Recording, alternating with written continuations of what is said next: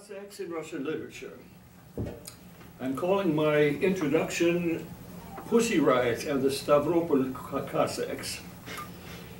When I offered Cossacks in Russian literature to Bart as a topic for the REES Brownbag, it seemed to be strictly historical.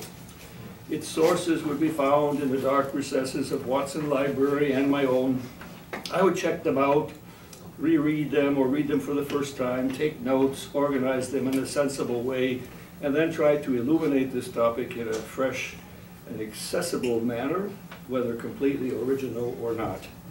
To my surprise, recent political events intervened, and suddenly some men in Russia, calling themselves and being called by the global media Cossacks, appeared briefly on the world stage, where, as we know from Shakespeare, we are the actors.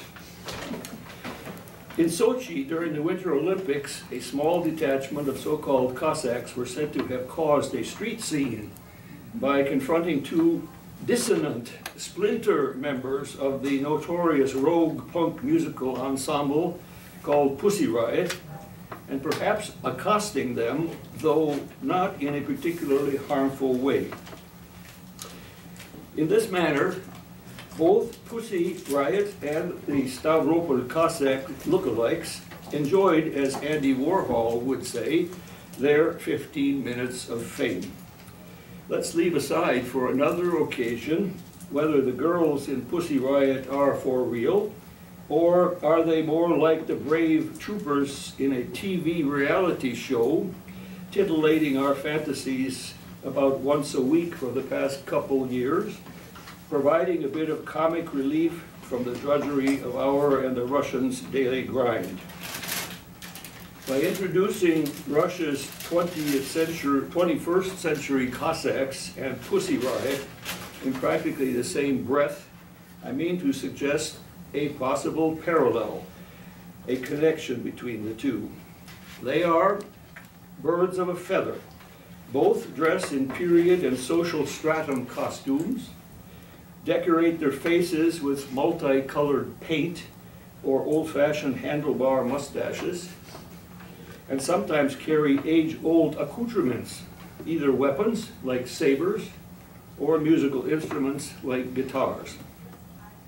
Combining all these attributes in February 2014, Pussy Riot and the Stavropol Cossacks crashed one and the same masquerade ball that will go down in history, perhaps as Vladimir Putin's penultimate swan song. Okay. You'll get a copy of this now, in fact. Here, would you please pass these out, because I have an outline of my lecture for each one of you. That's in lieu of the PowerPoint. Okay? I also have some pictures, by the way. Don't let me forget to show those to you. Cossacks in today's Russia. And this brief part of my talk is the second half of my introduction. Now I'll get to the main body. In today's Russia, there are lots of men who call themselves Cossacks. They're claiming to have Cossack ancestry, dating either in fact or fiction back to the Cossack era. But there are no longer any real live Cossacks. The real Cossacks' place in both Russian and Ukrainian history can be, though somewhat murkily, traced back to the 1400s, perhaps even the late 1300s. It ended at the conclusion of Russia's civil war in 1922. Cossacks gradually emerged within the borders of the East Slavic lands, somewhere between the 1230s, when the descendants of Genghis Khan swept across Eurasia, sacked Kiev and other venerable towns of Kievan Rus, with the notable exception of Novgorod and Pskov in the northwest, and pillaged, burned, and wiped out much, but not everything, that stood in their path. And around 1380, or 1480, or 1580, depending on how you look at it, when what the Russians call the Tartar yoke, Iga, domination by the once nomadic Asian Muslims of the Golden Horde they petered out and gave way to the gathering of the Russian lands and the formation of the medieval state of Muscovy. What, now into the main body. I'm going to watch the clock, so you have plenty of time to discuss this. What were the Cossacks? To answer the above question as satisfactorily and fully as possible, we need to turn to a variety of reliable written and oral sources, such as dictionaries, for example. And the ones that I've looked at, because it was very, very interesting for me to do this, the Oxford English Dictionary happened to have a large 2-volume set, which my wife and I inherited from her father, print of which has always been too small for me to get without a magnifying glass, and now especially, I'm wondering if it's such a thing as a double magnifying glass. Webster's Third International Dictionary, Elsevier's Russian-English Dictionary. It's always interesting to see how Russian terms, which might not have precise meanings, or at least in the perception of one or another of us, to look there. And then Большой толковый словарь русского языка, and I prefer these last 10 or 15 years the one edited by Sergei Kuznetsov rather than the one by the long deceased Mr. Ozhigov. Словарь русского языка в 4 томах, the 4-volume, I happen to have one of those, given to me a long time ago. Толковый словарь великорусского языка, and this is the famous and timeless 4-volume dictionary compiled by Vladimir Dahl, who I once referred to jokingly in Moscow at the Soviet Writers' Union during the 1987 Forum for a Nuclear-Free World and Survival of Humanity. In an informal conversation, after a couple of stopki of vodka, I was being asked about my background, and I said it's Danish, and I am incidentally a descendant of Vladimir Dahl. Well, somebody was listening to this comment who wasn't a part of the circle, and that statement ended up on the pages of the literary journal Novy Mir. Mr. Mikkelson, incidentally, Slovna, Potomak Vladimira Dalia.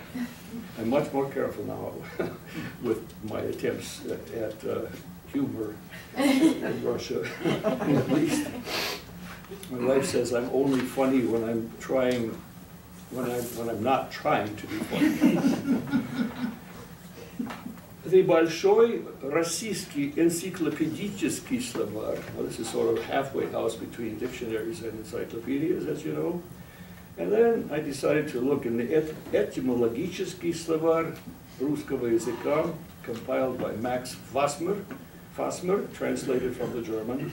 And finally, one which my wife and I use particularly often. It's, I don't know how many volumes there are going to be in it, because they've been kind of coming out 1 or 2 at a time for the last 25 or 30 years. And we have recently received number 42, I think. And it stops at Che, I believe. This dictionary may have the same fate that the joke in Russia is always said, where this dictionary goes to L.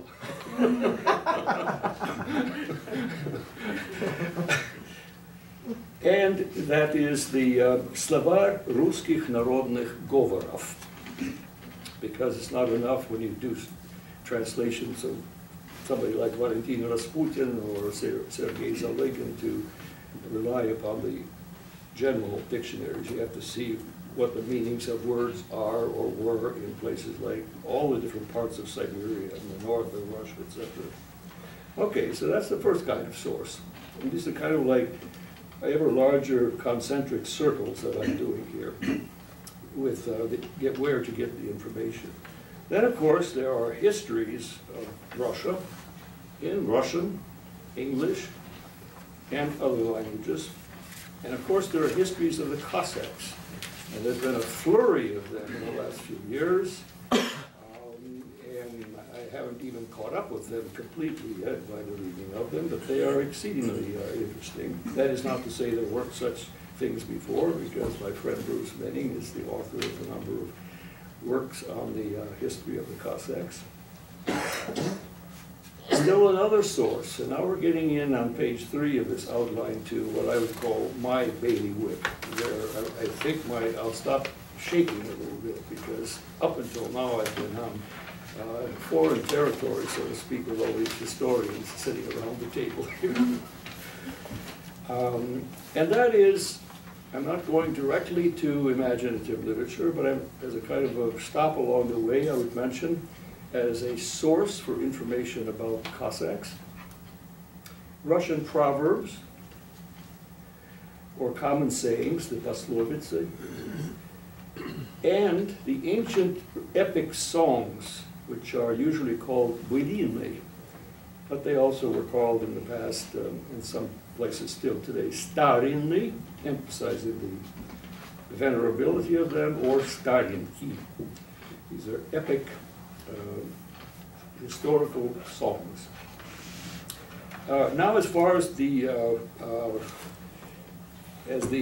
common sayings, or the posloviцы, are concerned, I must say that the Cossacks come off a little bit better than the Tartars do in the realm of Russian common sayings. There's only one proverb or poslovice that I'm familiar with, at least, about the Tartars, and it says, "Незваный гость хуже татарина." An uninvited guest is worse than a Tartar. And that is still used quite widely today, although it probably shouldn't be, because political correctness has crept into Russia on the sly in the last 20 or 25 years to some extent, although not to the same extent that it has.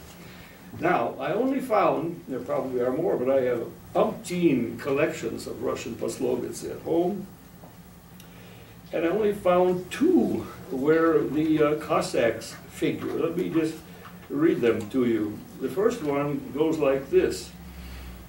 "А чего казак гладом поел, да и набок, поел, да и набок." Now, literally this says, and incidentally, the word Kazakh can be substituted by the word, can be replaced by the word kot in this one. So it's either a Cossack or it's a cat. A Cossack is the preferred element here, I think. Literally, it means something. Why does the cat or the Cossack look so good, like Alex does all the time? Look at him, he's all dressed up. Shirt and tie. And, I'll be thinking what to fight back. And that's because he ate well and didn't waste his energy on work.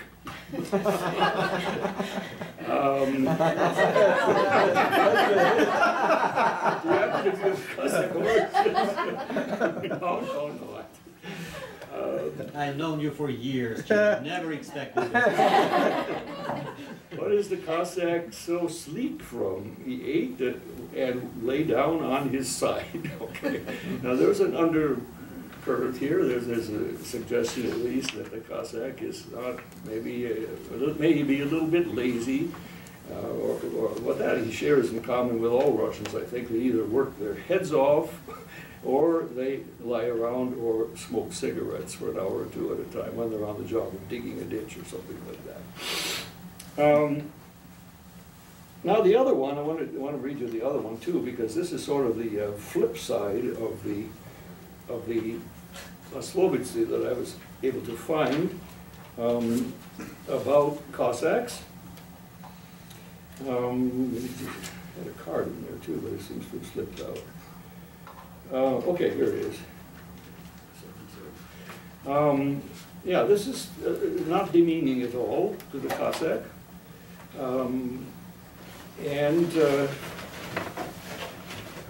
Okay, here's how it goes. Бог, не без милости, казак не без счастья. Now, literally, that means God is not without mercy. God is merciful. A Cossack is not without good fortune. Go ahead and try it. Trust your own good fortune. Now this reminds me a little bit of another poslovica. Every poslovica that I hear reminds me of another one. And I'm often told in Russia that I use these poslovica beautifully, but not to the point. So there's a slight misunderstanding of them. But this one reminds me of the poslovica, which goes like, "И на нашей улице будет праздник." In other words, if we can't celebrate something all the time because we have such a rough life, once in a while we'll be able to do that. So that's, I think both of those poslovica tell us a little bit, and maybe more than a little bit, about what we should know concerning the Cossacks. Now, let's go to another realm, and here we're into my bailiwick, as I call it.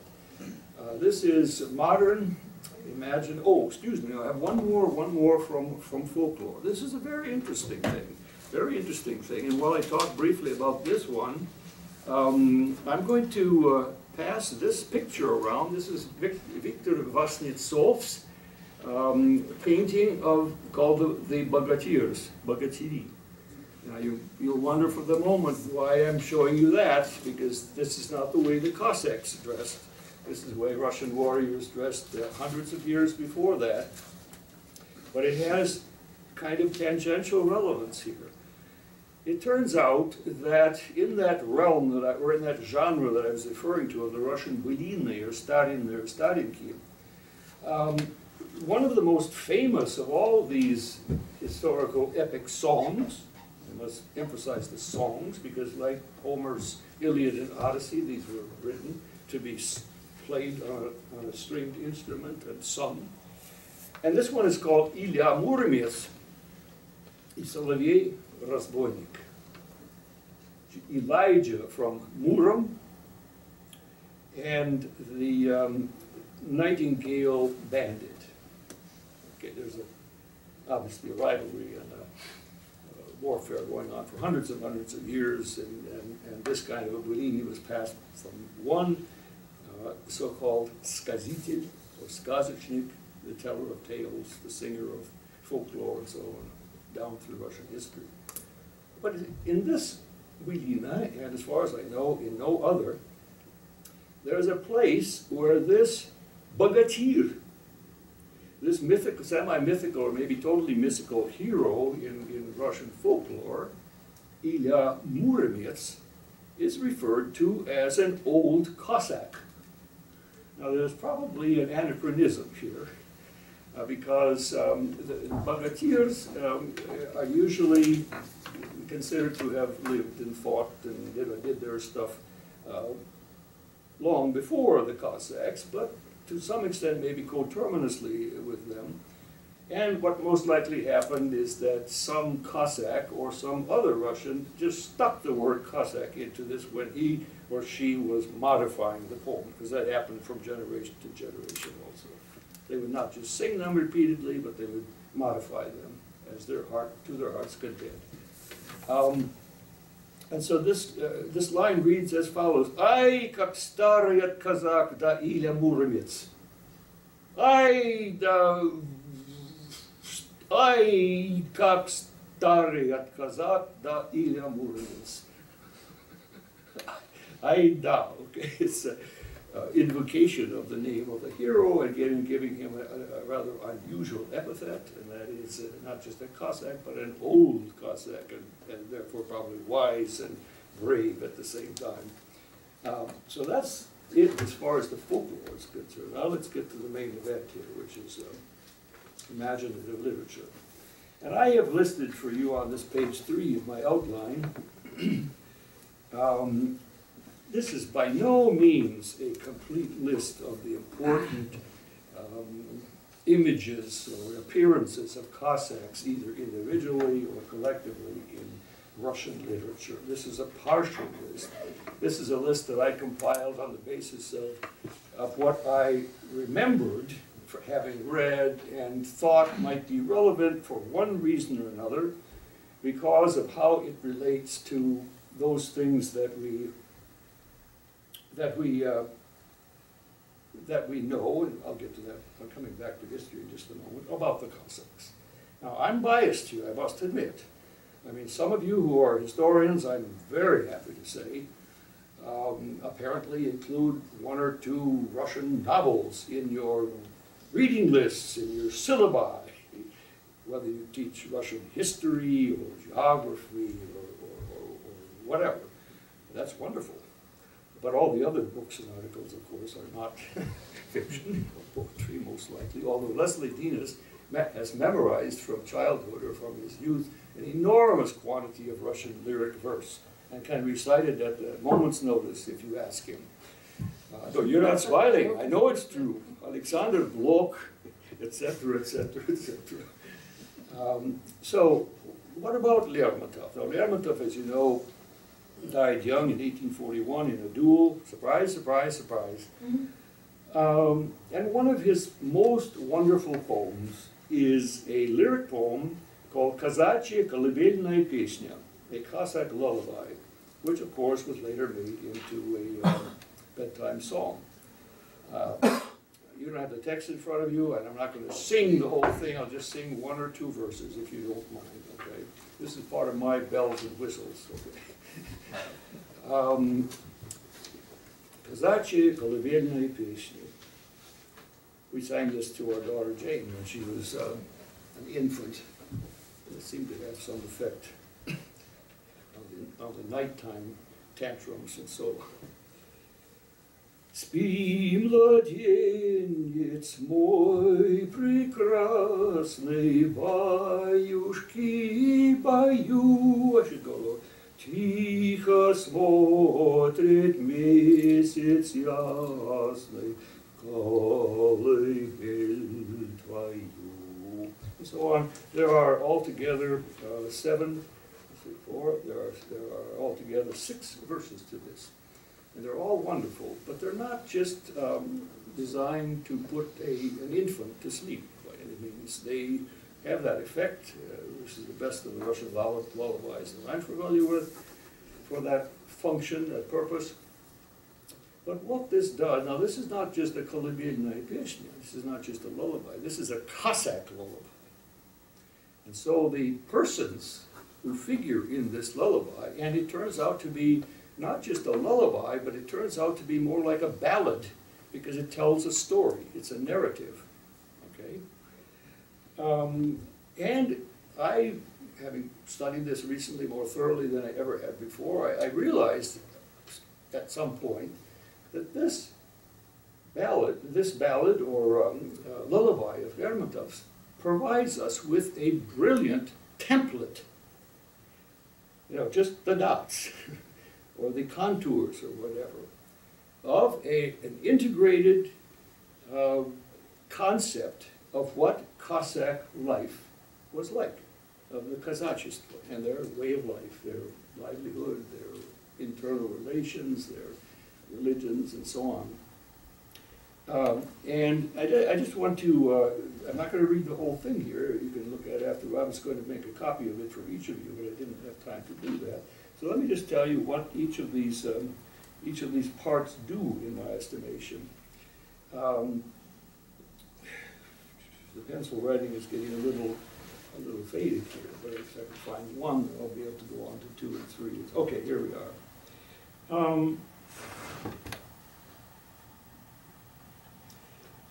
We have at first of all, the actual author, obviously is Mikhail Lermontov. But there is a putative author also, a fictional narrator, if you were, who is singing this song, the I, and that is a Cossack woman, a mother, a Cossack mother. And she is the mother of a newborn Cossack boy. And so she's singing this lullaby to him. And hence it's song like nature, its melody, and so on and so on. And then we move on to the second part. Let me just read this one for you, because it's quite interesting and very relevant to much of what we're talking about here. По камням струится терек, плещет мутный вал. Злой чечен ползет на берег, точит свой кинжал. Но отец твой, старый воин, закален в бою. Спи, малютка, будь спокоен, баюшки, баю. Now, right here in the second verse, you have that archetypal confrontation at close range between the Cossacks, who are defending the borders of Russia in the Caucasus Mountains, from the Chechens, who are close enough so that you can see them out there almost every day. And they are, of course, a menace. They're a danger. They send terror into the heart of anyone not experienced in brushing shoulders with them. But the mother of this child says, don't worry about it. Your old man is an experienced Cossack warrior, and as long as you grow up to imitate him and learn all the things that he has used to stay alive and to do his duty, you will be just fine. Now let me move on to quickly to the third. So, well, how about if I just read these? Now, I think everyone in here is going to understand this, right? There isn't anybody here who doesn't understand Russian. Let me just read this. You've got to have that in my commentary anyway. Сам узнаешь, будет время, бранное житье, смело втянешь ногу в стремя и возьмешь ружье. Я сидельце боевое шелком разошу. I'll make a silk saddle for you. Not bad. Шелком разошу. Спи, дитя, мое родное, баюшки баю. Okay? Now she's telling him what she will contribute to his upbringing and education. She'll provide him with the material, some of the material things that he needs to be a warrior, a Cossack warrior. And here, Bogatyr is coming in, not by accident again, and of course this is, it's kind of an anachronism, but not, because the word Bogatyr refers really to anyone who demonstrates extraordinary bravery in any epoch. Богатырь ты будешь с виду и казак душой. Провожать тебя я выйду, ты махнешь рукой. Сколько горьких слез украдкой я в ту ночь пролью. Спи, мой ангел, тихо, сладко, баюшки баю. Okay, she's already envisioning him growing up so that he can ride horseback, and one assumes that that happened very young in the life of these Cossack kids, boys especially. And then when you go off to war, this is what you will leave behind. Now, it's not just Cossack, of course, where the mother is in tears, accompanying her, seeing off her son to battle. That's a general Russian thing. And that pravazhать goes all the way to the last point beyond which the mother cannot go. This is one of the really distinct differences between our culture, American culture, and Russian culture that I learned, fortunately, quite early. When we have guests at our house, for example, we normally, when the evening is finished, we say goodbye to them at the door. Right? Or maybe we accompany them out to the driveway, but then they whiz away. But in Russia, traditionally, you accompany your guest all the way. And I've had this happen to me dozens and dozens of times when I'm accompanied all the way to the bus station, or all the way to the train station, or all the way to the place where I live, halfway across St. Petersburg or Moscow. So, but that's one of the things that the Cossacks have in common with all Russians. Стану я тоской томиться, безутешно ждать, стану целый день молиться, по ночам гадать, стану думать, ты скучаешь, стану думать, что скучаешь ты в чужом краю, спишь, пока забот не знаешь, баюшки баю. Now here's a reference to the fact that these Cossacks were Orthodox. They were not Muslim or of some other faith, but also you have this peculiar Russian thing, which we call dvoyevedie, the double faith here, because she said, I'm not only going to pray for you every day, But at night, I'm going to,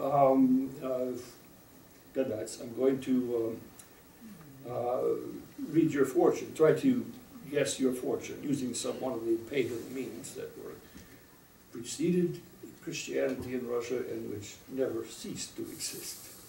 I've been shown this a number of times in Russian households where my fate was presumably foretold by the shape that the wax would take after it had heated up and then was allowed to cool.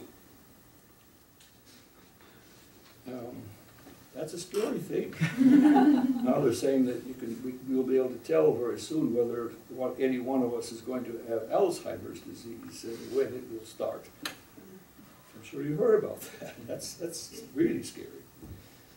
They may be wrong. You have to go back to wax. I don't want to know. I don't want to know. Anyway, the last stanza also has a Christian reference because he's wearing an icon around his neck, an образец, иконка. «Дам тебе я на дорогу образок святой, ты его моляся Богу, став перед собой». She says, take it off and put it in front of you when you're praying. «Доготовись в бой опасный, помни мать свою». Спи, младенец мой прекрасный, баришки бою. Whether you're going down in battle or whether you're going to stand in battle, don't forget your mother. Okay.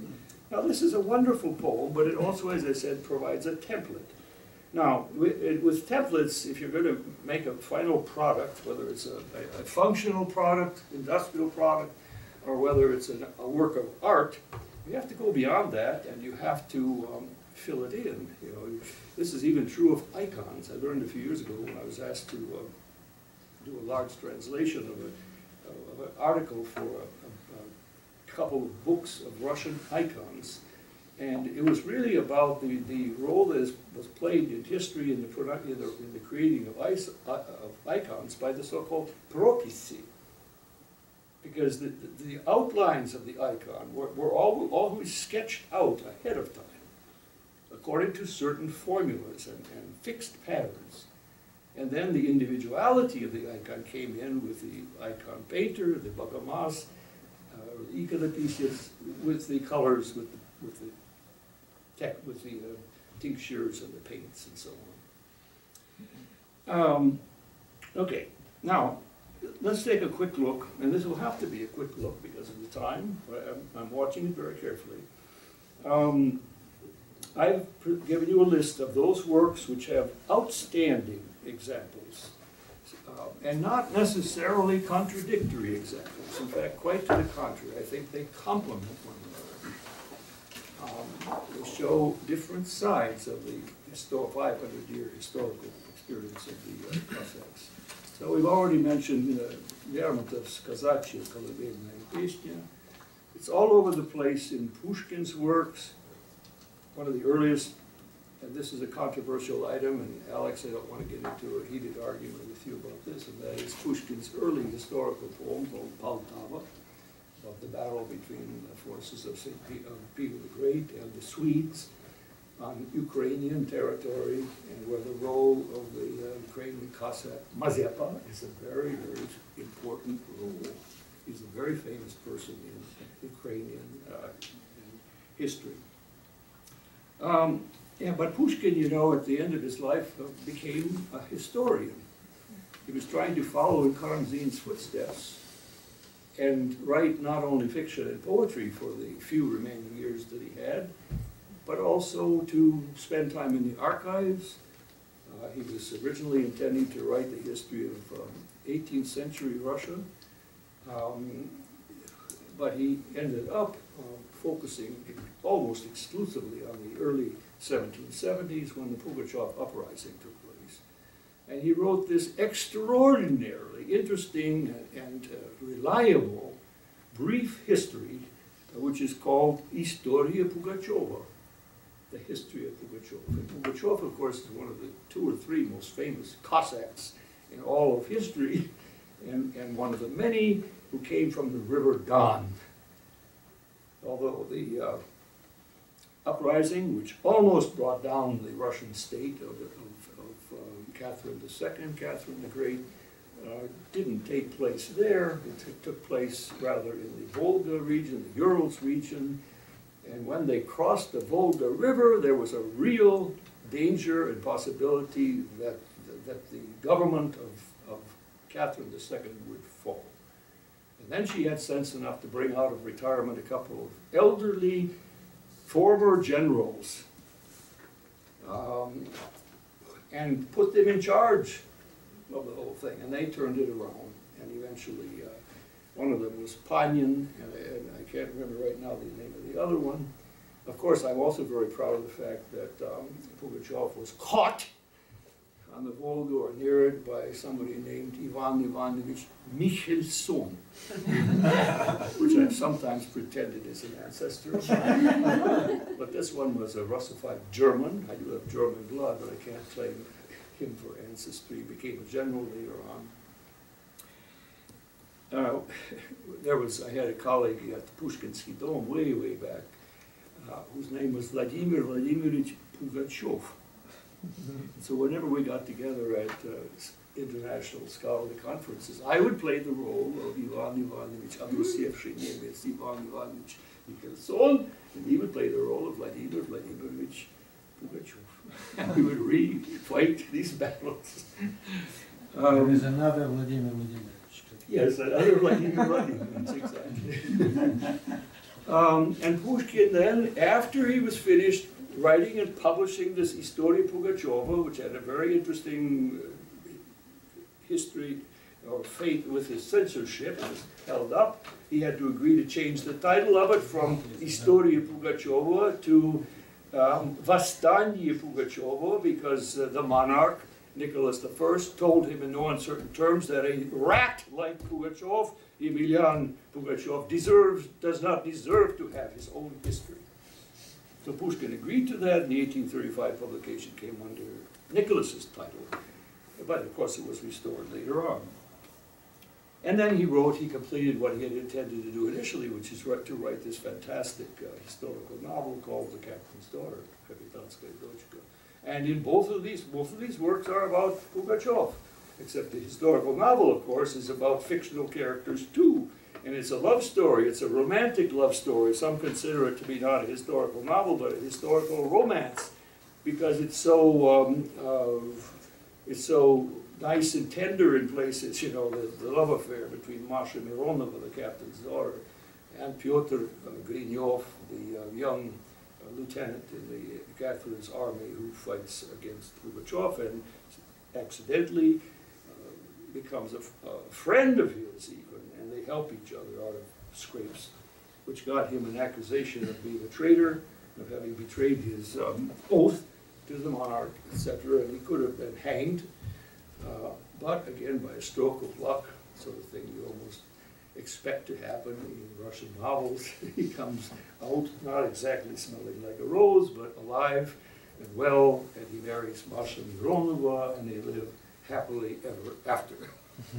And this is written up as a memoir of Pyotr Grinyov some 50 or 60 years later, during the reign of Alexander I, which of course is a much more enlightened and liberal regime than we had back in Catherine's day.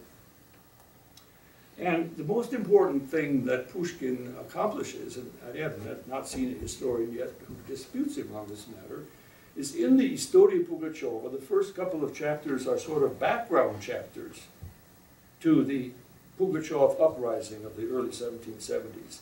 And he talks briefly and very economically, as Pushkin always did, about the history of the Cossacks. Especially what were called the Yaik Cossacks, Cossacks who lived on the Yaik River in the southern part of the Urals. And he points out, and this is something that is true of just about all of the Cossack settlements, and always on a river of some kind or another, on the Volga or the Dnieper or the Don or the Terek or the Kuban, etc., is that they were essentially free for hundreds of years after they came into existence. And then gradually although there was a sharp change to being much less free during Peter the Great's time, as he tried to draw into his orbit and into his empire all the elements of Russian society, and no element of that was allowed to be independent in any way or another. He started the process and went a long way in the process towards incorporating these so-called free Cossacks into the Russian Empire. And Pushkin describes this very, very clearly and very vividly, I would say. Now, where do we find the filling in of this template? Nowhere in Russian literary history do we find the filling in of this template more brilliantly done than in Tolstoy's early novel called Kazaki, or Kazaki. You can put the stress on either one of those two syllables, Kazaki or Kazaki. And here, this is fiction, of course, too, and the hero is a Russian officer, his name is Lenin. But it's all about his interaction with the Cossacks, again, in the Caucasus Mountains, who are defending the Russian Empire against those evil Chechens who are right out there, arm's length practically away from us. And especially, even if you never in your lifetime have the time to read the entire novel by Tolstoy, I strongly recommend that you read the first and the second chapter of it, because there's no place that you will learn more about the byt and the bytiye of the Cossacks in the 1850s. Now, as you know, that struggle between the so-called Gortsi, the mountaineers, the darker-skinned folks who are always attacking Russia, and the Russians, spearheaded by the Cossacks, who turn out also to be a kind of an intermediate creature between Russians and Gortsi, ethnically and genetically and in all sorts of other ways. But this is captured brilliantly by Lev Tolstoy in the first few chapters, and in fact the entire work called Kazaki. And he does this in other places as well. Later in his life he wrote another novel. Towards the end of his career he wrote another novel about these battles taking place there in the Caucasus. This time the emphasis was on not the Cossacks, but their enemies, the Gortsi, and it's called Haji Murat, who was the leader of it. He was the Jit Nomer Один, the one who presented the greatest danger to the Russians and to the Cossacks, in fact. So if you never get beyond Tolstoy with this whole exercise, you won't be in serious trouble at all. The other things that I list here are just listing for your information. And if there was another couple of hours, I would give you quotations from each of them. And I recommend any one or more of them very, very highly in this regard. Now, what do they show us? What they show us are the complexities and the differentness of Cossacks. Something which, of course, we learn a lot about from history, from the writing of history. And I'm not going to get into that quarrel here. I have my preferences, maybe you historians have your preferences. I think you can't understand any phenomenon of Russian history without both of them, historiography and fiction, poetry, etc. The complexities, the differentness, and especially this quality which is synonymous with the word Kazakh, which is a Turkic word taken into the Russian language, and in Turkic languages it means free, free one, freedom. So it's no accident we have this constant epithet for the word Kazakh as Volny Kazakh, the free Cossack, because that's what the Cossack was historically, at least up until Peter the Great's time, and then that part of the Cossack experience started to go seriously downhill and didn't end until the Cossacks themselves came to an end in the Russian Civil War. So for those of, not you, because you're specialists, but people out there who all they know about the Cossacks is that they took their knouts and beat up the Jews on the streets of Odessa during the pogroms of the early 20th century. They are partially right, and the extent to which they are partially right applies only to the end game, the end stage of Cossack history. I'm not saying they were not capable of cruelty or bloodshed or whatever. Earlier on, if you read Mikhail Sholokov's huge epic novel, Tikhy Don, Quiet Flows the Don, Don Flows Home to the Sea, you will see that the hero, Grigory Melikhov, cuts down as many of the enemy riding horseback and waving his saber back and forth. This was the First World War we're talking about now, as anybody else. But you know, that's at the Soboye Statia. I think it would be very interesting sometime to have not just a lecture by someone, but a discussion here of this whole business about Cossacks and Jews in Russia before the revolution. I'm not going to get into that, because that's also a part of history which is absolutely undeniable, and it is not to the credit of the Cossacks at all, but it's much more complicated than that. And that picture you get primarily in some of the Odessa tales of Isaac Babel that were written in the 1920s, okay, about his childhood in Odessa in 1905. He witnessed these things. His neighbors and family members were the victims of some of these pogroms, and so they know perfectly well what the sound of hooves of the horses of the Cossacks sound like as they're approaching to cut down people and tear up shops and dwellings and so on and so on. And then I just want to mention extremely briefly the other things here, and two of them that I want to mention in particular very briefly are examples of the appearance of the Cossack, not collectively, not as Kazachество, but individually in Russian literature, which already shows the sort of degradation. It shows remnants of the traditional historical Cossack, but also shows some of the vulnerabilities and weaknesses of the Cossack lifestyle and the degradation of it.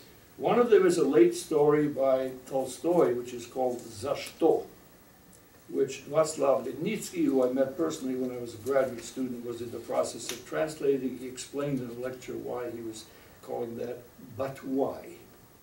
Not just why, but what, but why. This is Tolstoy's Polish story. It's about Polish exiles who've been sent out to Siberia after one of the many Polish uprisings against the Russian Empire, and who managed very cleverly to escape their exile. And they make it all the way back to the Volga River, and their hopes are high that they will cross and go all the way back to Poland. And then the Cossack, who is accompanying them, hears that he's driving the horses. He hears a dog barking at night, and he follows this up, and he reports this to the authorities, and they find the man, the husband of this family, who was supposed to be dead, hiding underneath the seat in the carriage. And of course, the wife is traveling as an alleged widow, and she says her children have died and have been buried out in Siberia, which is true, but their ashes are also in this carriage. And the Cossack is caught in the middle of this thing. I don't want to call him the villain, because there are no villains in this. But that shows you the loyalty of the Cossack, the loyal to his duty. That was part of his duty, to make sure these people got to where they were going, because they had permission by that time to go back to Poland. But the Cossacks' role was critical in preventing that from happening. And the other one is a story by Ivan Bunin, which was written while he was still in Russia in the early 1900s, before his emigration. He was the first Russian Nobel Prize winner for literature. This small story is called Лёгкое дыхание, which was translated originally into English as light breathing, but I'm happy to say was translated later on by a former student of mine, whose name is Mark Scott. I highly doubt if any of you here except me remember him. Brilliant student. You remember him? No, very good. Maybe Leslie, you do too. Anyway, he went on to do a lot of things in life, including translating the movie. And he translated this story as gentle breathing. What's it about? It's about a beautiful young Russian woman of aristocratic origins whose name is Oля Mishcherskaya. And she has a love affair because she's been sort of seduced by a 55-year-old uncle of hers. And that comes to an end. And then shortly after that, she is approached and wooed and so on by a Cossack. And she rejects this Cossack because they're not of the same social status or class. They don't speak any sort of a common language, even though Russian is their common language. Incidentally, one of the characteristics of the Cossacks in history is that they were bilingual or even multilingual. They most often, especially the closer they lived to the indigenous peoples of Siberia, let's say, or to the mountaineers in the Caucasus, they spoke also the language of their enemies, and sometimes other languages. But anyway, she rejects this Cossack, and then she's getting on or off a train, I can't remember which, and he comes up and confronts her and kills her. He shoots her with a pistol. So it's a pathetic depiction of this Cossack. One feels very, very sorry for him, even though he is a murderer. I feel sorry for him, not only because this is very touchingly and very powerfully depicted by Bunin, who's absolutely one of the greatest Russian prose writers of all time, but also because this Cossack is caught in his Cossackness in its later stages. And his murder of Oля Mishcherskaya is by no means a matter of remaining true to his duty at all. It's because he is hurt and insulted and humiliated by the fact that this beautiful young woman will not respond to his overtures. I'm going to stop there. We don't have much time left. I'm sorry about that. But anyway, let's use what we can of the time that Bart will let us have here. And if you have any questions or comments that you want